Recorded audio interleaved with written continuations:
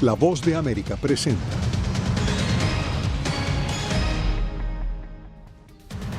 A una semana para las elecciones, Harris pronuncia discurso estelar en Washington y Trump enfrenta las consecuencias tras su mitin en Nueva York. En nuestra serie La clave del voto hispano, exploramos el papel crucial que jugará la generación Z en las elecciones del 5 de noviembre. Estados Unidos expresa preocupación por la decisión de Israel de vetar a la Agencia de la ONU para los Refugiados Palestinos. Y Occidente monitorea el movimiento de soldados norcoreanos en territorio ruso ante la posibilidad de que ingresen a Ucrania.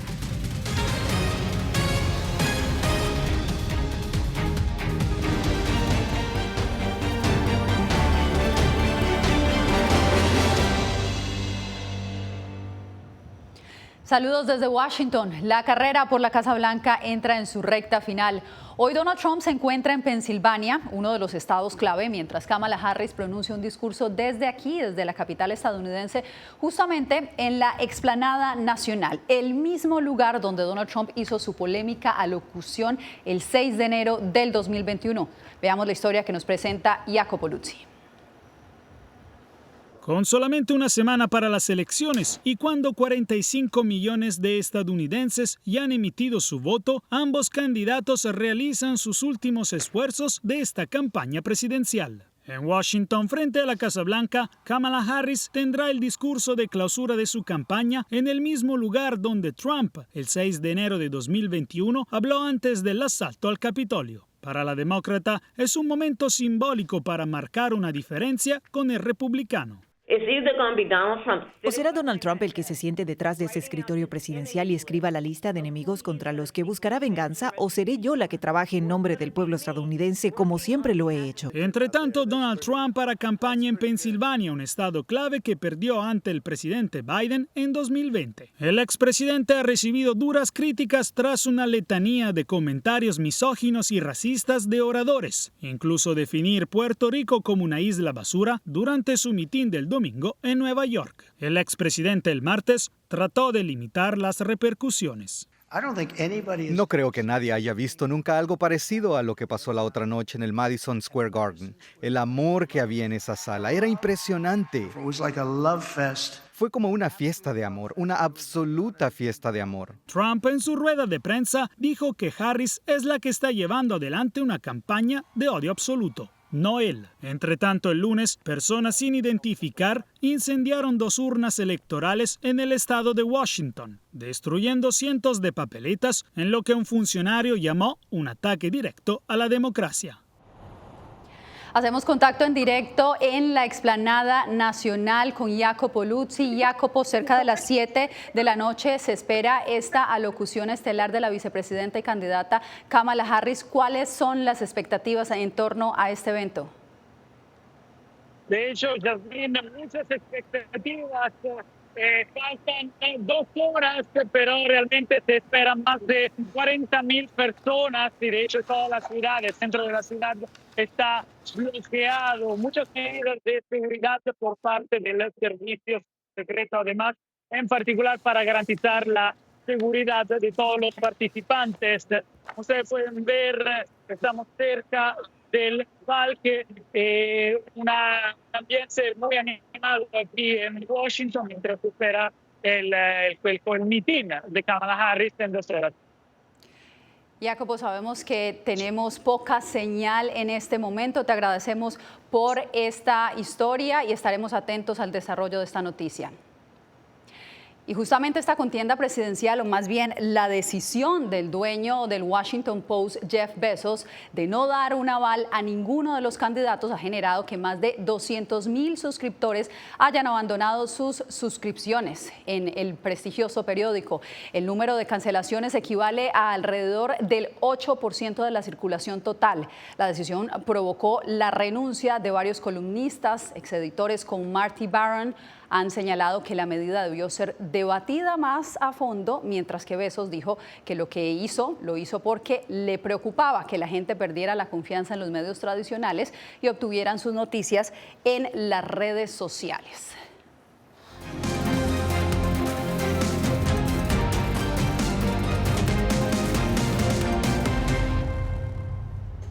La inscripción de votantes latinos ha aumentado de manera significativa en varios estados de Estados Unidos, según entidades no partidistas. Adriana Arévalo nos reporta que en Nevada se prevé que los jóvenes latinos desempeñen un papel protagónico en estas elecciones. Adriana Arévalo está en vivo con nosotros. ¿Qué papel entonces tendrán los jóvenes allá en Nevada, Adriana? ¿Qué tal, Yasmín? Pues literalmente se pronostica que los votantes jóvenes decidan el voto de Nevada por la presidencia. Es más, es tan relevante este grupo poblacional que les cuento que la mayoría de los rallies o las manifestaciones políticas de las dos campañas se han realizado en el corazón mismo de la comunidad joven de esta ciudad, en la Universidad de Nevada, Las Vegas. Vamos a ver. De acuerdo con el Pew Research Center, en todo Estados Unidos, alrededor de 36.200.000 latinos son elegibles para votar en estas elecciones presidenciales, un aumento de más de 4 millones de votantes con relación al año 2020. Dentro de ese grupo, los jóvenes ocupan un lugar clave, especialmente en estados considerados decisivos como Nevada.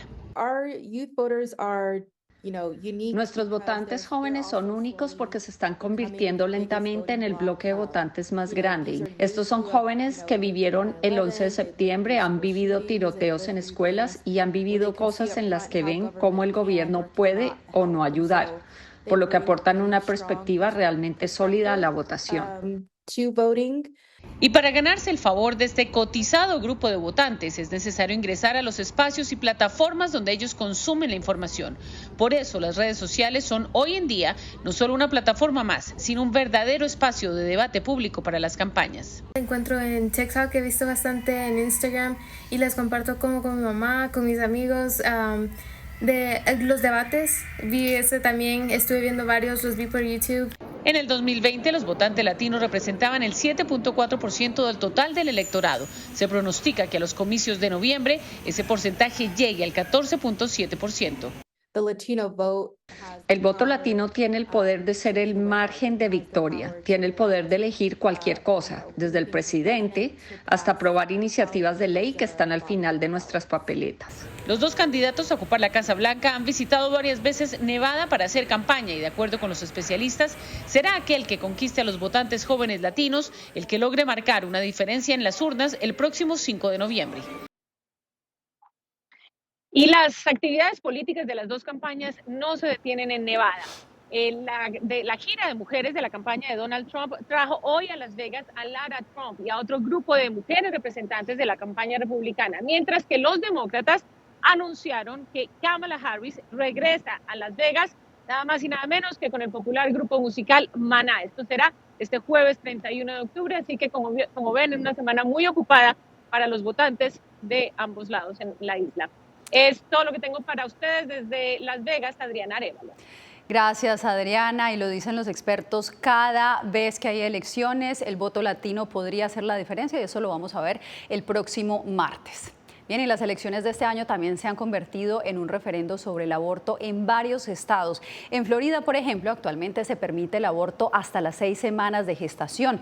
Pues el 5 de noviembre los votantes se pronunciarán sobre una posible reforma constitucional que podría derogar esta ley estatal. José Pernalete nos reporta sobre las expectativas en torno a esta importante medida. Actualmente, abortar en Florida es legal hasta la 6ª semana de embarazo, pero este 5 de noviembre los votantes se pronunciarán sobre una propuesta de reforma constitucional que anularía la ley vigente.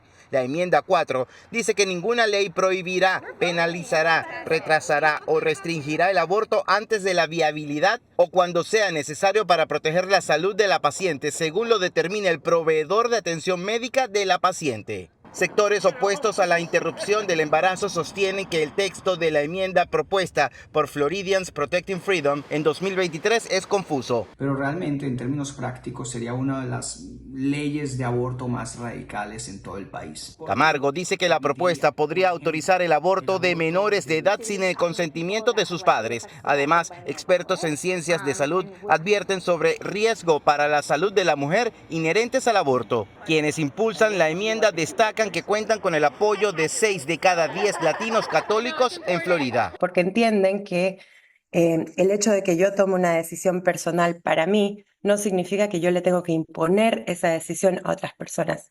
Los residentes del estado llevan semanas compartiendo opiniones sobre el aborto. No. Tengo hijos, nietos y bisnietos y quiero que siga creciendo mi familia. Que estoy de acuerdo con que se haga el aborto, porque nadie puede mandar en uno. Es uno quien lo va a criar después y todo. Una de las objeciones apunta hacia las excepciones. Defensores del aborto sostienen que las víctimas de incesto o violación difícilmente se atreverán a formular una denuncia con la ley vigente. José Perralete, Voz de América, Miami. En una visita a Baltimore, el presidente Joe Biden anunció hoy una inversión de $3.000 millones para reducir las emisiones de carbono en puertos de Estados Unidos y así respaldar cerca de 40.000 empleos. Carolina Valladares, ¿qué más dijo el presidente? Jasmine, ha dicho el presidente Joe Biden que esta inversión multimillonaria va a servir para mantener la cadena de suministro abierta.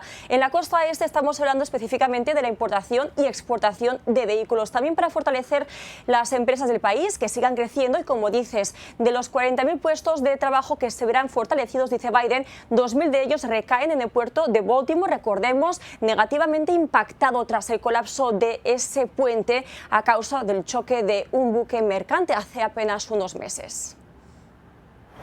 Desde Baltimore y con un cuantioso cheque bajo el brazo, el presidente Joe Biden anunció hoy su plan para reducir las emisiones de carbono en los puertos de Estados Unidos. La inversión de $3.000 millones tiene como objetivo impulsar equipos e infraestructura más amigables con el clima en 55 puertos de todo el país, incluido el de Baltimore, donde el colapso de un puente mató a 6 trabajadores el pasado marzo e interrumpió las rutas marítimas durante meses.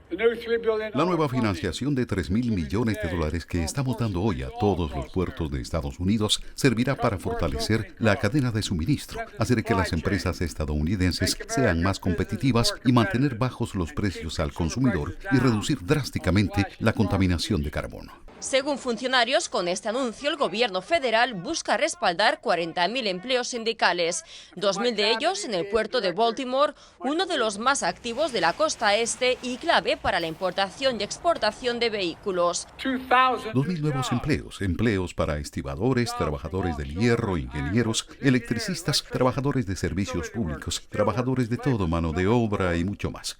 Empleos sindicales bien remunerados. El anuncio tiene lugar una semana después de que el propietario y administrador del buque de carga que causó el mortal colapso del puente de Baltimore acordaron pagar más de $102 millones en costos de limpieza para resolver una demanda presentada por el Departamento de Justicia de Estados Unidos.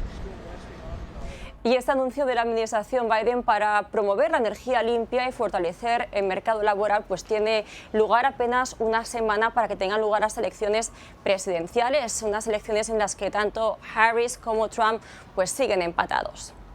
Así es, Carolina, gracias.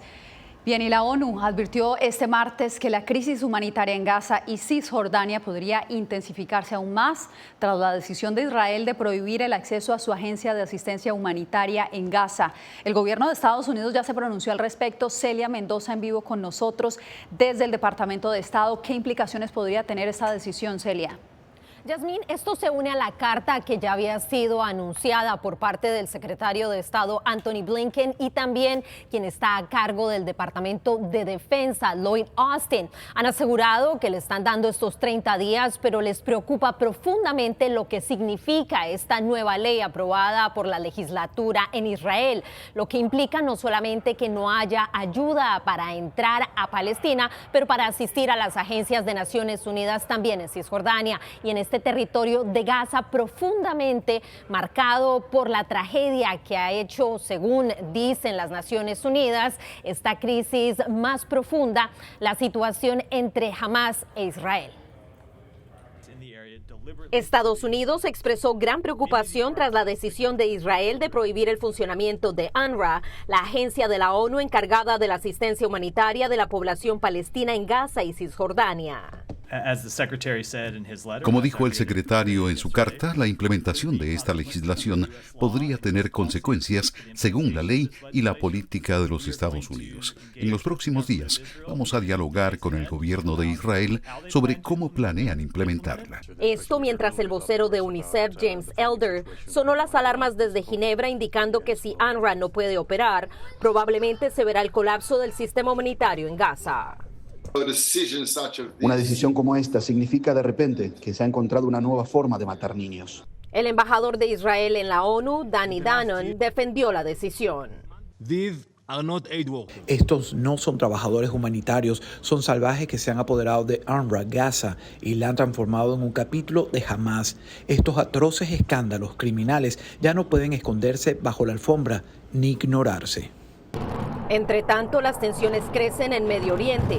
Hezbollah anunció que su nuevo líder será Naim Qassem, quien ha dicho públicamente que las operaciones de la resistencia islámica continúan y se intensifican, a lo que se suma la advertencia de Irán de una respuesta contra Israel tras el más reciente ataque en su territorio.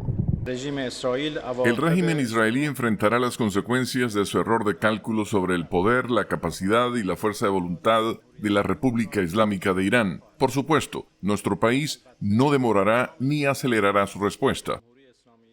Estados Unidos, por su parte, continúa trabajando con sus aliados regionales, en especial Egipto y Qatar, para buscar una negociación que pueda establecerse nuevamente para un posible cese al fuego y la liberación de los secuestrados.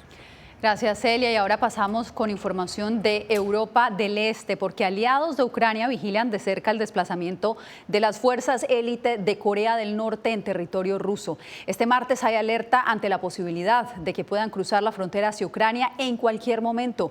Ángela González tiene el reporte. La guerra en Ucrania podría entrar en una nueva fase luego de que el Pentágono confirmó lo que ya había advertido Volodymyr Zelensky, la presencia de soldados norcoreanos que se entrenan en Rusia.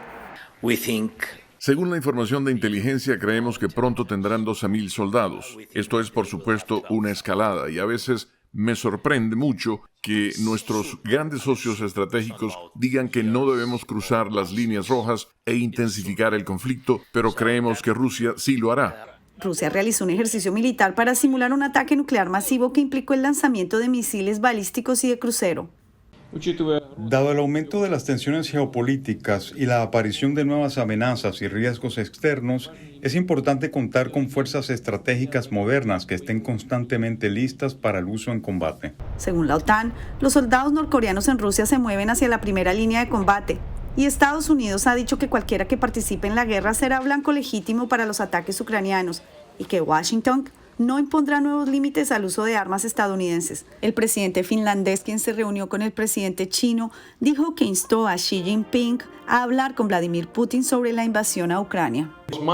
Mi mensaje al presidente Xi Jinping es que la actividad norcoreana en este momento, tanto en términos de exportaciones de armas como de envío de tropas a Rusia, es una escalada, expansión y provocación. El presidente ucraniano Volodymyr Zelensky, de visita en Islandia, dijo que había acordado con el presidente de Corea del Sur intensificar los contactos entre sus naciones para desarrollar una respuesta a la participación de Corea del Norte en la guerra de Ucrania. Ángela González, Voz de América. Cuando volvamos, el Fondo Monetario Internacional proyecta crecimiento económico para Venezuela. Pero, ¿qué dicen expertos fuera del organismo? Les contamos.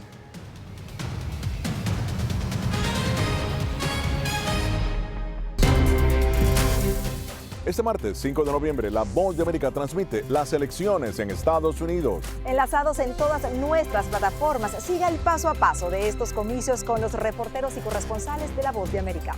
En los estados claves. Y desde las sedes de las campañas presidenciales. Durante todo el día, conéctate.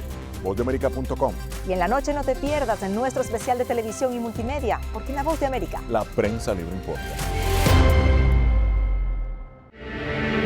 Se nos acabaron las esperanzas, muchachos. Dos venezolanas que dejaron atrás las dificultades de su patria derrumbada. Ahorita me veo como que aquí no puedes estar y aquí tampoco puedes estar. Ahora se enfrentan a la xenofobia, la soledad y la falta de oportunidades en un nuevo país donde viven atrapadas en un limbo. En ningún lugar, una historia de lucha y desarraigo. Ahora, en todas las plataformas de La Voz de América. Que empiecen a callar a periodistas, que empiecen a callar medios. Periodismo, la prensa libre importa. Una producción especial de La Voz de América. Porque al final lo que está en juego no solo medios de comunicación, sino la democracia de un país. Disponible en VozDeAmerica.com. Soy Celia Mendoza, corresponsal internacional de La Voz de América. Desde que me uní a este equipo de profesionales hace más de una década, he tenido la oportunidad de descubrir un mundo de noticias que comparto con ustedes. La Voz de América habló con el director. Porque siempre estoy en el lugar de los hechos, entregando información veraz, clara y precisa, manteniendo nuestro compromiso periodístico, porque en La Voz de América, la prensa libre importa. El crimen organizado asesinaba a los chicos y luego cremaba los cuerpos. Periodismo, la prensa libre importa, una coproducción de La Voz de América y Latina. Así que es complicado hablar acá de libertad de expresión. Disponible en vozdeamerica.com.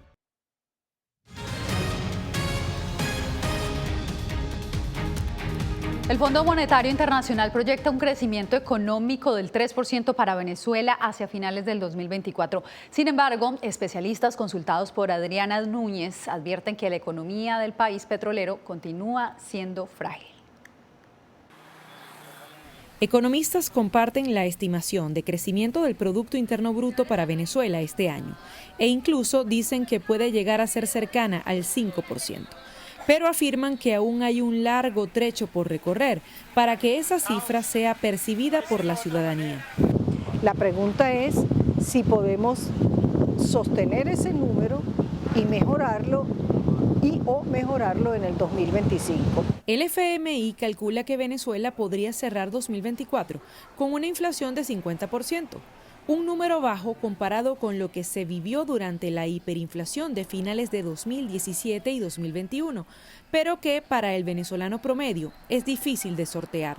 Por más que hagas magia, no te dan los números y le das prioridad o a una cosa o a la otra, o a la comida o a otra cosa, pues la ropa, el uniforme, lo que sea. Ya tú no haces mercados. Porque eso hacer mercado, eso ya es un lujo. Bueno, porque tú mínimo tienes que gastar con $500 para medio comprar algo. Entonces tapar hueco es que si me faltó el arroz esta quincena, lo compré. Me faltó la pasta, lo compré, el aceite y hasta ahí, ya tapé los huecos. Va viento en popa la derrota total de la hiperinflación, derrotada de la inflación, y vamos a tener la inflación más baja en 25 años. La economía venezolana aún muestra las secuelas de casi una década en caída. En los últimos 3 años se ha recuperado, pero todavía no puede satisfacer la demanda de su población. Es una economía frágil, su demanda de consumo es frágil y necesitas por donde sea promover inversiones en serio, inversiones que generen, que motoricen en el mediano plazo. Es una economía débil todavía. Y es además una economía apoyada en su industria petrolera, cuya producción también ha aumentado en 2024, pero aún no logra estabilizarse en torno al 1 millón de barriles diarios, ni mucho menos alcanzar los 3 millones de sus mejores tiempos. Adriana Núñez Rabascal, Voz de América, Caracas. En instantes, la Comisión Interamericana de Derechos Humanos otorga medidas cautelares a 4 opositores nicaragüenses.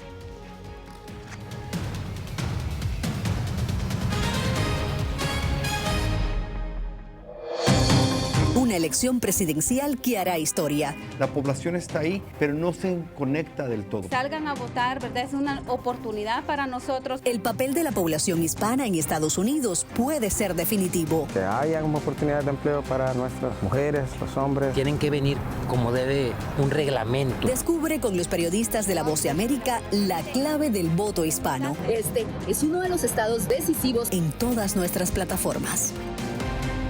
Soy Yair Díaz, corresponsal de La Voz de América en Colombia. El reto de informarte de manera veraz, precisa y objetiva en un mundo donde la verdad es cada vez más difusa es lo que me motiva a trabajar en La Voz de América.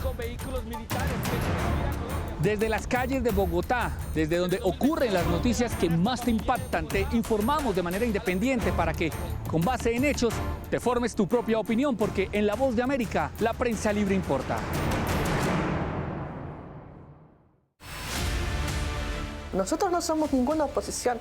La prensa no es ninguna oposición.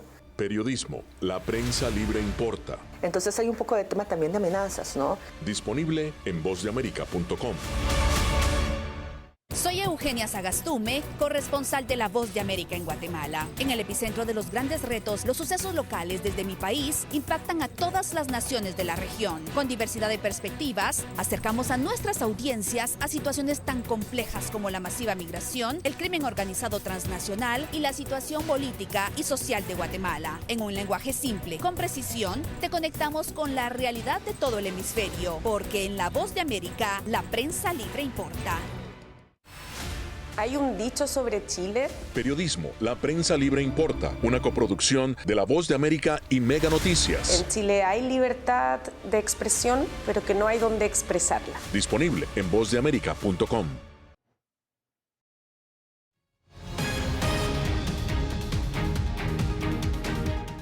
La Comisión Interamericana de Derechos Humanos otorgó medidas cautelares a favor de varios reclusos nicaragüenses, subrayando la urgencia de proteger sus derechos. Donaldo Hernández nos amplía.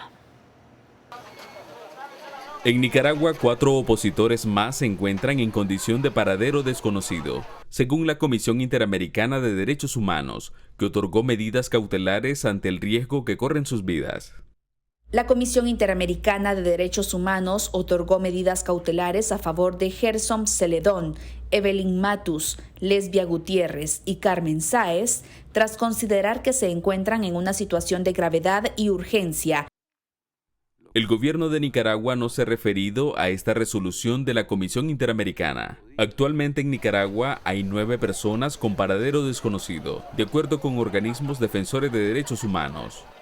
Y nos preocupan la vida de las personas que se encuentran en situación de desaparición forzada, así como las decenas de personas presas políticas que actualmente se encuentran privadas de libertad por el régimen. El Independiente Mecanismo para el Reconocimiento de Personas Presas Políticas tiene documentado el arresto de 45 opositores. Cuando hay una persona aislada y no le permiten visitas, sufre el que está encerrado, castigado, y sufre su familia.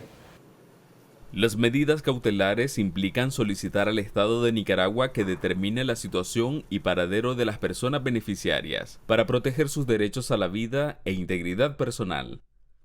Donaldo Hernández, Voz de América. Hacemos una breve pausa, usted no se mueva, tenemos más al volver. Hola, ¿qué tal? Les saluda Natalie Salas Guaitero. Esta semana en Visión 360. Nicaragüenses desterrados en Costa Rica comparten cómo se sienten al ser obligados a vivir sin patria. Como que nos mataron, como que nos desaparecieron.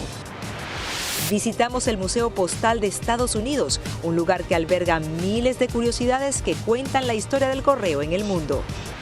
Disponible en todas las plataformas de La Voz de América. Soy Jacopo Luzzi, reportero de La Voz de América aquí en Washington, D.C. Ya sea informando desde el Capitolio, desde la Casa Blanca, cubriendo el impacto del cambio climático, el impactante tema migratorio, o subir en un avión y cruzar medio mundo para estar en el lugar de la noticia con la información precisa y veraz, este es mi compromiso como periodista. Un compromiso de vida profesional que comparto con ustedes, porque en La Voz de América la prensa libre importa. La Voz de América presenta testimonios de tolerancia directamente desde el corazón de una de las regiones más conservadoras de Estados Unidos. Historias de personas determinadas a derribar estereotipos, viviendo de manera auténtica en el hogar de los valientes. Encontraron su libertad. Disponible en todas las plataformas de La Voz de América. Nunca pensé pasar 2 años y 7 meses en la prisión por nada más pensar diferente a las autoridades de Nicaragua. Una vez que bajamos del avión, acá en Estados Unidos, en Washington, nos damos cuenta que estamos libres porque no sabíamos si también veníamos a una cárcel, no sabíamos nada. El cuerpo como que siente el aire puro, la diferencia a estar en una prisión, ¿verdad?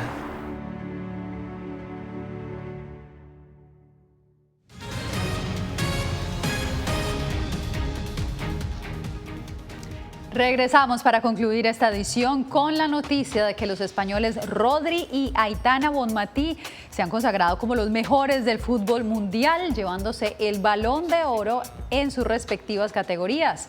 Rodri, a pesar de su lesión, celebró su primer galardón tras una temporada brillante con el Manchester City y la selección española. Aitana, por su parte, reafirmó su dominio en el fútbol femenino, conquistando nuevamente el galardón. Con esto me despido por hoy.